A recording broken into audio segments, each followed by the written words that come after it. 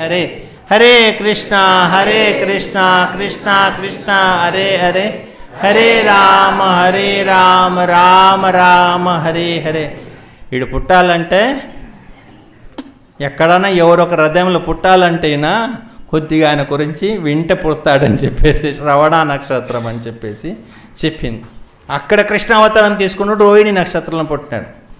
ఆ జాతకం రాసే వాళ్ళు రాస్తారు కదా, జనని గర్భే ఇన్ని సంవత్సరం అయిన తర్వాత రాసినప్పుడు దేవకి గర్భంలో అష్టమ పుత్రుడుగా,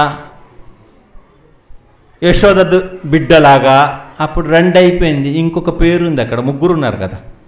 మళ్ళీ ఆమె బాధపడకూడదు, ఆమె బాధపడకుండా జాతకంలో కూడా ఆమెది పేరు ప్రింట్ అవ్వాలని చెప్పేసి రోహిణి నక్షత్రంలో రఫ్గా చూస్తే 3 పేరు వచ్చేసింది. యశోదది వచ్చింది, దేవకిది వచ్చింది, రోహిణిది వచ్చింది. ఇంకా వాళ్ళకి ఒక తృప్తి, 3 కొడుకు ఈయన కలిసి మాకు కొడుకు పుట్టాడు అని చెప్పేసి అదొక ఆనందం. అక్కడ అట్లా ప్లాన్ చేసుకున్నాడు. ఇక్కడ ఈ శ్రవణ నక్షత్రంలో శ్రవణ నక్షత్రం. మీ అమ్మాయిది ఏం నక్షత్రం? అమ్మాయిది మృగశిర నక్షత్రము, ఆమెది వృషభ రాశి అని చెప్పి. ఇంకా అప్పుడు ఆడవాళ్ళు కూడా హుషారుగా ఉంటారు, కొద్దిగా ఏదో లెక్క పత్రాలు తెలుసు, కొద్దిగా లెక్క పెట్టినారు. ఎన్నో తారాలు అవుతుంది, ఆ 9వ తార పరమమైత్ర తార కలిసి వస్తాయి అని. ఏమైనా మనకు అంత తెలియదండి, మన గురుగారు ఉంటారు, గురుగారిని పిలిచి మనం తెలుసుకోదాము, మీరు పోయి ఆ బృహస్పతి ఆచార్యని పిలుచుకొని రావాలని చెప్పేసి. బృహస్పతి ఆచార్యని ఆ వసుధాన ఒక కుమారుడు ఉన్నాడు కదా, ఈ వసుధాను ఆయన చంద్రవంశం. అప్పటికప్పుడే పోయినాడు. ఇక్కడ వీళ్ళు కూర్చొని ఉన్నారు, ఎవరు? బకుళమాత ఉంది, ధరణీదేవి ఉంది, ఆకాశరాజు ఉన్నాడు. ఆ మధ్యలో కొడుకుని పంపించింది, పోయి గురుగారిని పిలుచుకొని రా అని చెప్పి. ఎక్కడకు? స్వర్గానికి. ఎంత శక్తి ఉండాలా, ఎంత తపోబలం ఉండాలా, ఎంత గొప్పవాడు ఉండాలా. అప్పటికప్పుడే పోయినాడు అన్న స్వర్గానికి, ఇప్పుడు వస్తున్నానని చెప్పేసి. పోయి బృహస్పతి ఆచార్య అక్కడ ఉన్నాడు, గురుగారు ఇంద్రలోకంలో ఉన్నాడు. ఇంద్రలోకంలో లెటర్ రాసి పంపించినారు. ఇట్లలో కొండపైన ఒక అబ్బాయి ఉన్నాడంటే, శ్రీనివాసుడు అంటే, ఆయనకు మా కూతుర్ని పెళ్లి చేయాలనుకున్నాము, మీకేమైనా అబ్బాయి తెలుస్తాను. ఇదంతా అడుగుతారు కదా సామాన్యంగా, మీకేమైనా తెలుస్తాను, పెద్ద మనిషికి ఎవరన్నా తెలిసి ఉంటున్నాను, మీకేమన్నా తెలుస్తా అబ్బాయి అని చెప్పేసి. అది ఈ పెళ్ళికి మేము ఒప్పుకునేదా, మీ యొక్క అభిప్రాయం ఏమే, ఈ పెళ్ళి ఓకే అని చెప్పేదా అని చెప్తే, ఇంక బృహస్పతి ఆచార్య సరే వస్తానులే పద అని చెప్పేసి వచ్చేస్తున్నాడు. ఇంకా బృహస్పతి ఆచార్యకు ఉచిత ఆసనం ఇచ్చేసి, అర్ఘ్యపాద్యాదులు ఇచ్చేసి, ఆయన మంచి ఆదరంతో ఆయనకు సేవ చేసి, స్వామి ఈ మన ఇక్కడే కొండపైన ఒక ఆచార్య పురుషుడు, ఇది శ్రీనివాసుడు వెంకటాచలపతి వెంకటేశ్వర స్వామి అని ఒక పేరులో ఒకడు ఉన్నాడంటే, కృష్ణ అనే పేరు అంటే, వసుదేవదేవికి అంటే వాళ్ళ అమ్మనైనా ఒక చెల్లి కూడా ఉందంటే సుభద్ర అని ఒక ఆమె చెప్పింది. వేరే ఒక అమ్మాయి ఆమెకు పెళ్లి చేసి లేకపోతే ఆయనతోటి ఏమేమో జరుగుతుందని భయం వేరే పుట్టేసింది. సో మీ యొక్క అభిప్రాయం, మీకు తెలుసా అబ్బాయి తెలుసా అని చెప్పి అడిగింది. అయితే గురువు అన్నాడు, బృహస్పతి ఆచార్య అన్నాడు, మేమంతా ఆకాశంలో పైన ఉండేవాళ్ళం, ఈ కొండ పక్కంతా ఏమి చూడం, మేమంతా పైన చూస్తూ ఉంటాము. ఈ పక్కనే మన మెయిన్ రోడ్ వస్తుంది కదా, కపిల తీర్థం పోయే రోడ్ ఒకటి వస్తుంది, ఆ రహదారిలో ఒకడు ఉంటాడు, చాలా నిష్ఠావంతుడు, చాలా భక్తి కలిగిన వాడు, భాగవతం చెప్పిన మహాత్ముడు ఒకడు ఉంటాడు అక్కడ, శుకదేవ్ మహారాజు. శుకదేవ్ గోస్వామికి జై. శుకదేవ్ మహారాజు ఉంటాడు తిరుచానూరులో. పుదని చెప్పాను కదా, తిరుచానూరు అంటే తిరుశుకనూరు, అది శుకదేవ్ గోస్వామిది ఒక ఊరు. అక్కడ ఆయన ఉంటాడు. ఆయన నాకిన్న బాగా తెలుసు, ఆ కొండపైన ఉండే ఆయన గురించి ఆయనకు బాగా తెలుసు. మీరు పోయి ఆయన పిలుచుకొని వచ్చేస్తున్నారంటే ఆయన చెప్పగలుగుతాడు ఏం కథ అని చెప్పేసి. ఆ కొండపైన ఉండే ఆయన గురించి బాగా తెలుసు, ఆయనకు అందరి గురించి తెలుసు, తెలియలేని వ్యక్తి లేదు. ఎవరు ఎట్ట తప్పించుకున్నా కానీ ఆయన కనబెడతాడు. మహాజ్ఞాని, మహావైరాగి, మహాభక్తి కలిగిన వాడు, మహాంతుడు, పెద్ద ఆయన. మీరు ఆయన పిలుచుకొని వచ్చేయండి, మీకు ఎవరైనా పంపించండి, ఆయన ఇంటికి పంపించండి అని చెప్పేసి. అయితే ఒక్కొక్కరు ఆయన పోయి క్షణములు పోయి అక్కడ పోయి బృహస్పతిని పిలుచుకొని వచ్చినాడు వసుధాన. గురువు వచ్చేసినట్టు బృహస్పతి ఇక్కడ ఉన్నాడు, సరే మీరు ముగ్గురు ఇక్కడ కూర్చోండి. బొక్కలమాత ఉంది, బృహస్పతి ఆచార్య ఉంది, ధరణిదేవి ఉంది, ఆకాశరాజు ఉంది, పద్మావతి అక్కడ పండుకొని ఉంది. ఆ లోపల ఆకాశరాజు పోయి పద్మావతిని అడుగుతారు, ఏమ్మా పద్మావతికి ధరణిదేవి కూడా వచ్చింది, ఎట్లుందమ్మా ఆరోగ్యం ఎట్లుంది, బాగున్నావా అంటే బాగున్నాను ఆయన అని చెప్పి కొద్ది తగ్గింది. సరే రుద్రుడికి అభిషేకం చేసిన తర్వాత కొద్ది తగ్గింది అనుకుంటారు. అట్లా ఆ రుద్రుని ఒక దయ వల్ల కొద్దిగా బాగుందని అనిపించింది. సరే నీకేం నీ లోపల ఏం కోరిక ఉంది చెప్పు, నేను నీకు ఇంతవరకు ఏం తక్కువ చేయలేదు, నీవేం అడిగినా చేసేస్తాను, ఏమంటే చెప్పమ్మా అని చెప్పి అడుగుతాడు తండ్రి. సహజంగానే తండ్రి పట్ల ప్రేమ ఎక్కువ ఉంటుంది, కానీ ఈ విషయం చెప్పడానికి కొద్దిగా సిగ్గుగా ఉంది. ఆమె చెప్పింది, అమ్మ నీవు చెప్పమ్మా అని చెప్పేసి. అయితే ఇంకా ఆమె సరే నేను చెప్తాను రాని, ఆమెకు సిగ్గుగా ఉంది, ఇక్కడ రాండి నేను చెప్తానని చెప్పేసి ఎక్స్ప్లెయిన్ చేసింది. సరే ఆకాశరాజు కూడా సరే ఆకాశరాజు అప్పుడే కలకంటున్నాడు, ఎట్లా ఉంటాడో మన స్వామి, ఎప్పుడు నేను చూస్తాను వీళ్ళిద్దరు కలిసి ఒకే మంటపంలో కూర్చొని చిన్న చిన్నగా మాట్లాడుతూ, వీళ్ళేం చిన్నగా మాట్లాడుతూ ఓల్డ్ కేసు ఇది, ఏం కొత్త కేసు ఏం కాదు ఇది మంచిగానే గట్టిగానే మాట్లాడుతూ ఈయన కలకంటున్నాడు, మా కూతురికి ఏం తెలియదు. ప్రతి తండ్రి అట్లా అనుకుంటాడు, మా కూతురికి ఏం తెలియదు, ఆ ఒక్క పెళ్లి మంటపంలో అప్పుడప్పుడు ఏదో చిన్నగా భర్త ఏదో అడుగుతుంటాడు, ఆయన పెళ్లి కొడుకు ఏదో అడుగుతుంటాడు, ఈయన చిన్నగా ఏదో చెప్పి సిగ్గుపడుతూ ఉంటుంది, కింద చూస్తూ ఉంటుంది.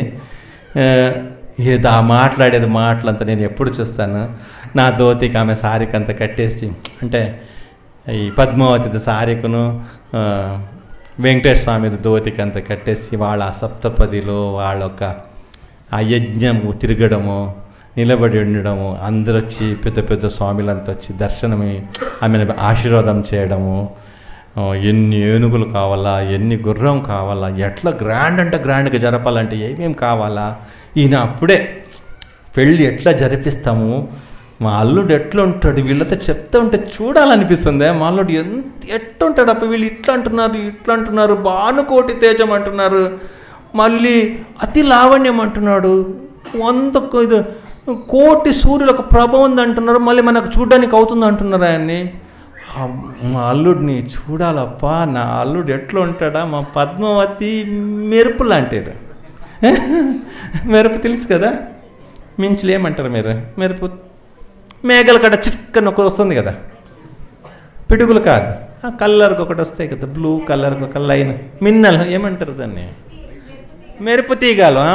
మెరుపు తీగలు ఏం మీ భాషలో ఏమంటారు, మరాఠీలో తెలీదా? వర్షం అంతా పడినప్పుడు పిడుగులంతా పడిన తర్వాత చిక్కని ఒకసారి షైనింగ్ మెరుస్తాయి కదా. కాదప్పా, ఒక మీ ఊర్లో వర్షం పడుతుంది కదా, మేఘలంతా వస్తాయి కదా, మేఘాలు కలిసినప్పుడు ఒక ఇంద్రధనుష కాదు, చాలా మీరు ఒక బ్లూ కలర్ ఇల్లంతా ఒకసారి కాంతి వస్తాయి కదా, పిడుగు అది బేరప్ప. మెరుపు లాంటిది మా అలవేలు మంగాంచి, మెరుపు లాంటిది మా అలవేలు మంగాని అన్నమాచార్య పాటలు, మా అమ్మ తల్లి మెరుపులాగా ఉంటుందని. వర్షం ఆ వస్త్రం పడతా ఉంటే పిడుగులంతా పడే ముందు ఒకసారి మొత్తం వెలుతులు వచ్చేస్తాయి, తర్వాత డమ్ అని పిడుగులు పడే సౌండ్ వినిపిస్తాయి, ఆ ప్రకాశం వచ్చేసి ముందు వస్తాయి. తెలుసు కదా, మీకు అర్థమైతే చాలా. నాది సగం తెలుగు, మీది కాలు భాష తెలుగు, నేను కర్ణాటక, అది కూడా మాది ఒరిజినల్ కన్నడ కూడా కాదు, ఇంకొక భాష. ఏదో కన్నడ నేర్చుకున్నాము, తర్వాత తెలుగు కూడా విన్నాము, విని నేర్చుకున్న తెలుగే కానీ చదివిన తెలుగు కాదు. దానేమో మీ ముందు ప్రయోగం చేయొచ్చని నాకు ఒక ధైర్యం, ఎందుకంటే మీకు అది కూడా రాదు, దాంట్లో కొద్దిగా వస్తాయి. మీకు నేను తప్పు చెప్పినా కానీ మీరు నవ్వుతూనే ఉంటారు, మళ్ళీ ప్రభుకి ఎందుకు పాప బాధ కలగదని చెప్పేసి మళ్ళీ డౌట్ వస్తే మళ్ళీ ఫోన్ చేసి అడుగుతారు, అదేం ప్రభు మీరు ఏదో చెప్పినారు కదా అని చెప్పేసి. అట్లా ఆ భగవంతుడు పద్మావతి ఇద్దరు కలిస్తే ఎట్లుంటుంది అన్నమాచార్య అంటాడు, మేఘము మెరుపు కలిసినట్టు ఉంటుందని చెప్పి. మేఘం ఎట్లా ఉంటుంది? నల్లగా ఉంటుంది, దాంట్లో తీగలాగా ఉంటుంది మెరుపు.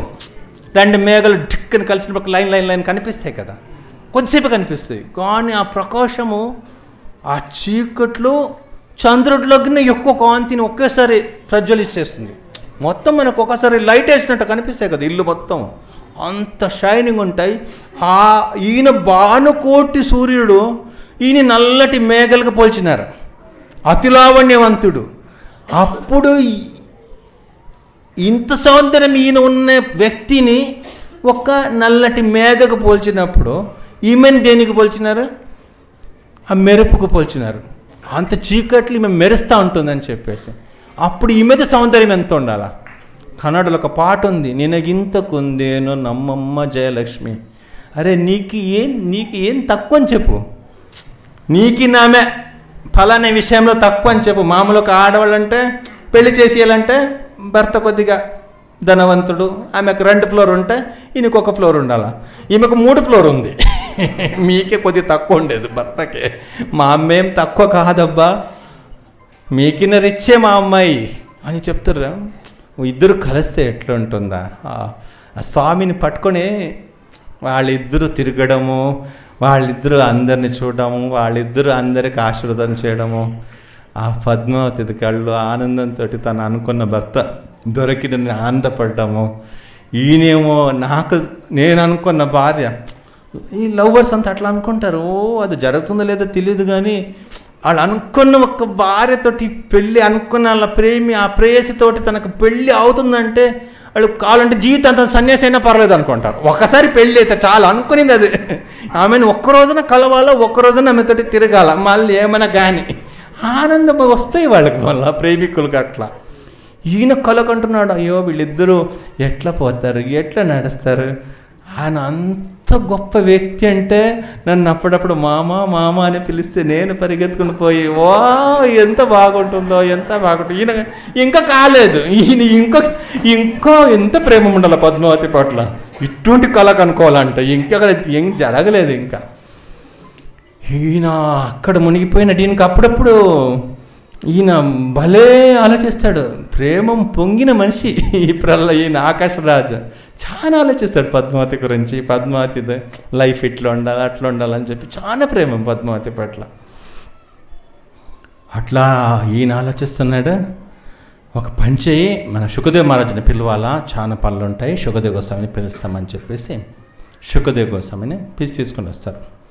తీసుకొని రావడానికి తొండమాన్ చక్రవర్తి గుర్రం కట్టిన మంచు రథంతో వెళ్తాడు. మంచి రథంతో వెళ్ళేసి వీళ్ళ దీనికి శుకదేవ్ గోస్వామి ఆశ్రమానికి వెళ్తారు. ఆశ్రమానికి వెళ్తే ఆల్మోస్ట్ మధ్యాహ్నం అయిపోయింది. ఆయన మధ్యాహ్నం ఆ పద్మసరోవరం చూసినారా? పద్మావతి అమ్మవారి టెంపుల్ ఒక పక్కనే కోనేరు ఉంటాయి కదా, పద్మసరోవరం. అక్కడే పద్మసరోవరంలో స్నానం చేసుకునేసి మధ్యాహ్నం గాయత్రి చేస్తున్నాడు. చాలా నోట్ చేసినారు, ఎందుకంటే ఈ కలియుగంలో పొద్దున గాయత్రి చేస్తారు, సాయంకాలం గాయత్రి కూడా అందరు భక్తులు చేస్తారు. ఈ మధ్యాహ్నం అది కొద్దిగా మిస్ అయిపోయేదో వదులుకోవడమో ఏదో అవుతుంది అప్పుడప్పుడు. అంటే ఈ విషయంలో సీరియస్గా ఉండాలని చెప్పేసి అక్కడ రాసినారు. ఆయన మధ్యాహ్నికం చేస్తున్నాడు, మధ్యాహ్నది గాయత్రి చేస్తున్నాడు ఆయన అని చెప్పేసి. మధ్యాహ్న గాయత్రి చేసుకునేసి కమండలో ఆయన ఏమేమి కావలసిన వస్తువులు అంతా పెట్టుకునేసి కూర్చున్నాడు, భగవంతుని జపం చేస్తున్నాడు. జపం చేస్తుంటే సౌండ్ వినపడుతుంది, గుర్రాలు టక్ టక్ టక్ టక్ అని సౌండ్ వినపడుతుంది. ఎవరు వచ్చినారు? తొండమాన్ చక్రవర్తి. రాబా అని చెప్పినాడు. ఇంకా లోపలికి పోయి ఆయనకు సాష్టాంగ ప్రణామం చేసినాడు. నీవు ఆకాశ తమ్ముడు కదా? అవును స్వామి. ఏం విశేషాలు, దేనికి వచ్చినావు? ఇట్లా మా పద్మావతి ఉంది కదా, అన్న కూతురుకు పెళ్ళి గురించి మాట్లాడుతున్నాం. అబ్బాయి ఎక్కడాను? అబ్బాయి శ్రీనివాస్ అంటే ఇక్కడ కొండపైన ఉంటాడంటే మాకు కూడా తెలియదు, చూడలేదు. అయితే బృహస్పతి ఆచార్యని పిలిస్తే మీకు తెలిసి ఉంటుంది అన్నారు. మీకేమన్నా తెలుసా స్వామిని? ఎవరు? మన వెంకటేశ్వర స్వామి. మా శ్రీనివాసుడా? మా శ్రీనివాసుడికి పెళ్ళా? పద్మావతితోటి వా అని చెప్పి ఆయన ఎగిరినాడంట. అబ్బో ఈయనకు భయము, నేనైనా చెప్పలేని ఏదో చెప్పాను అని చెప్పేసి. ఇంత ధ్యానమగ్నము, ఎంత నిష్ఠ, ఎంత భక్తితోటి అక్కడ మునిగడము చూస్తూ ఉన్నాడు ఆయన. పద్మస్వరం మునగడము, మళ్ళీ ఇంకా డోతి కట్టేదంతా ఏం లేదు, అట్లే మునుగుతున్నాడు, దర్భాసనలో కూర్చున్నాడు, ఎంత భక్తితోటి ఉన్నాడు.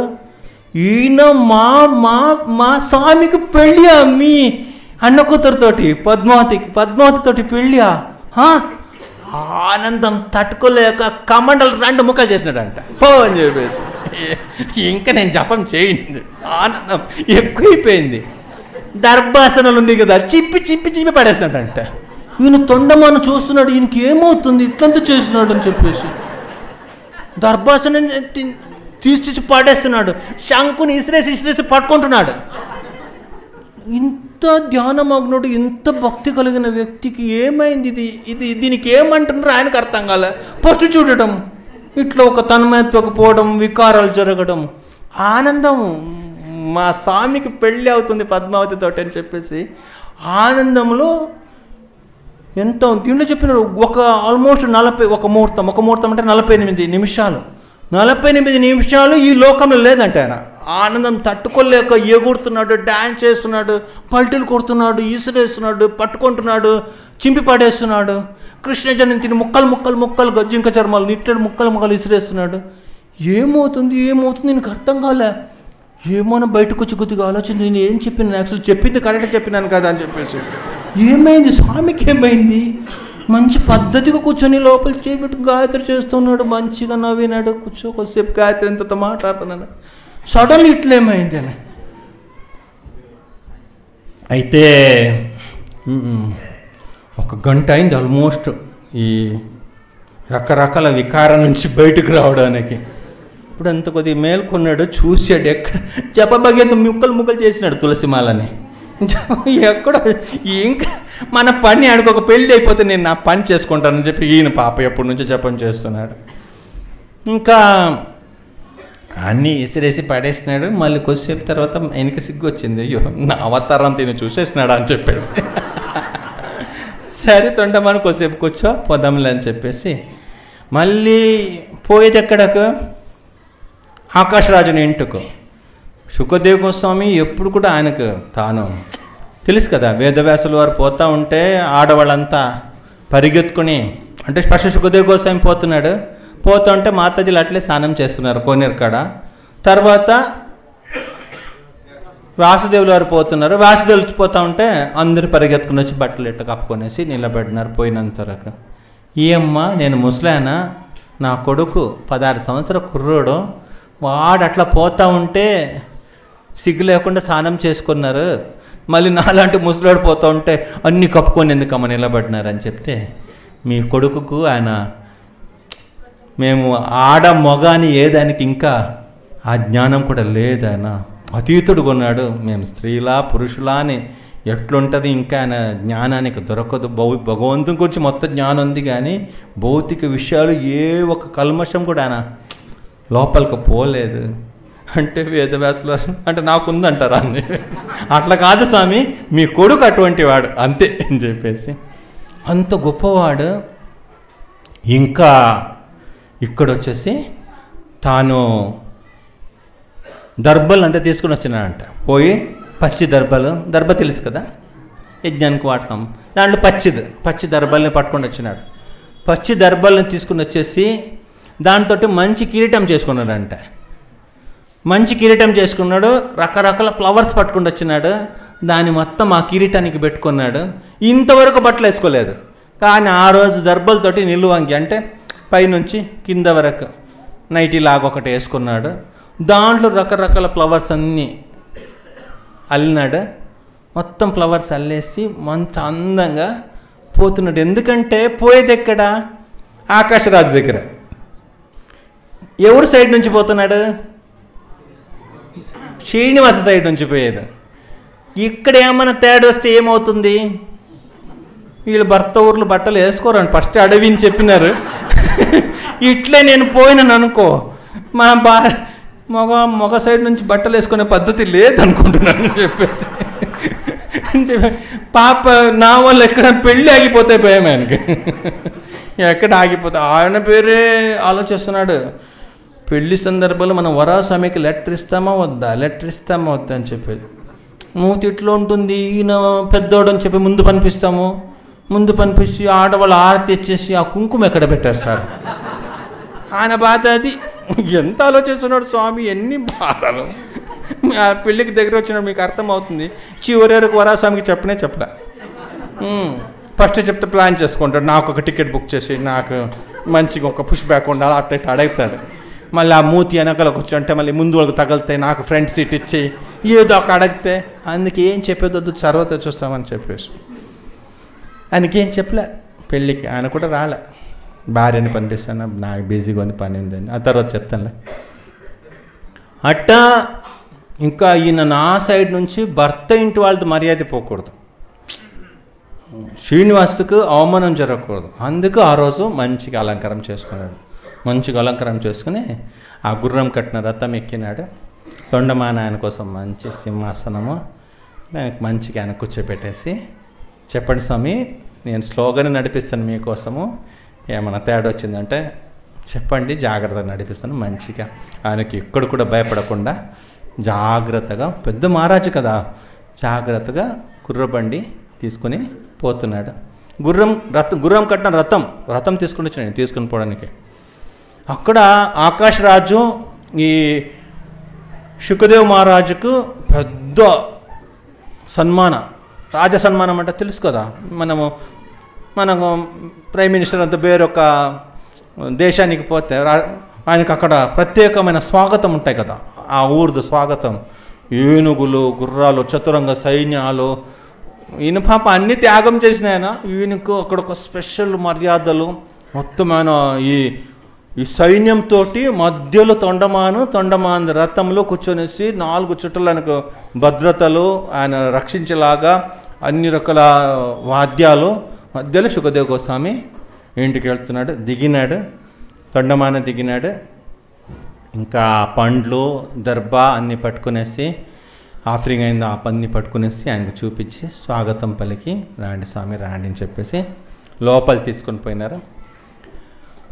తీసుకొని పోయి ఇక్కడ ఆల్రెడీ బృహస్పతి ఉన్నాడు, బకుళమాత ఉంది, తర్వాత ఆకాశరాజు ఉన్నాడు, వసుధాన్న ఉన్నాడు. అందరూ వాళ్ళ సింహాసనంలో కూర్చొని లేచినారు. శుకదేవ్ గోస్వామి కొంచెం ఉత్తమమైన ఆసనం ఇచ్చినారు. శుకదేవ్ గోస్వామి కూర్చున్నారు. ఏమైనా తాగుతారా స్వామి, ఏమైనా తింటారంటే ఇప్పుడే మధ్యాహ్నానికి అయిపోయింది, ఇంకేమవుతున్నాడు. సరే ఏం విషయము, ఏం పిలిచినారంటే అదే మా కూతురుకు పెళ్ళి స్వామి. విని చాలా ఆనందం వచ్చింది. అది కూడా మాకు దేవుడు, ఆయన మంచివాడు, ఆయనతోటి పెళ్ళి అంటే అయ్యో వింటే నాకు ఒక క్షణం ఏమైంది నాకు అర్థం కాలేదు. తొండమన్నాడు, నాకు అర్థం కాలే మీకేమైందని చెప్పేసి. ఆ క్షణం మీకేమైంది నాకు కూడా అర్థం కాలేదు స్వామి, మీరు చేసే విధానాలు చూస్తే ఏమైందో, నేనేమో తప్పు చెప్పినా నాకు భయం వచ్చేసింది, మీరు అట్లా చేసినారు స్వామిని. అవునబ్బా నాకు ఎంత ఆనందం వచ్చింది, నానే తట్టుకోలేకపోయినానని చెప్పేసి ఆనందం నన్ను క్రాస్ చేసుకుంటూ వచ్చింది. అప్ప అంత హ్యాపీనెస్ వచ్చింది నాకు కూడా, ఊహించలేని ఆనందం ఇది. సరే బృహస్పతి అడిగినాడు బకుళని, చెప్పమ్మా మీ కొడుకు ఏం పేరు, కొడుకుది పేరేమే? అయితే